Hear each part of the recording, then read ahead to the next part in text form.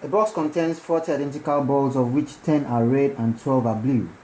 If a ball is selected at random from the box, what is the probability that it is neither red nor blue? The first thing we need to understand in this question is, what is the probability of not having a thing?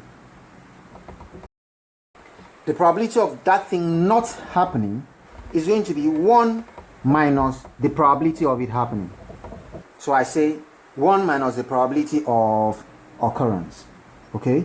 So, for instance, what's the probability of not having a red? The probability of not red is going to be what? 1 minus the probability of red, of having a red. What's the probability of having a red? How many red do you have? We have 10 reds. 10 over 40.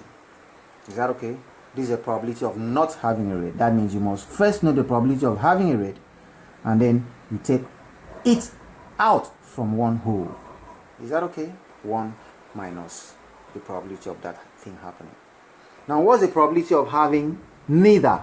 Now, neither nor means there are two things, no longer one thing like here, but two things. So the probability of neither red nor blue is going to be what?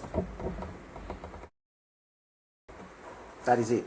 So the probability of neither red nor blue, two things now, is going to be 1, the same one here, minus what? The probability of having red or blue. So what's the probability of having red or blue? Let's solve this. 1 minus. The probability of having a red is what? Again, 10 over 40. The probability of having a blue is what?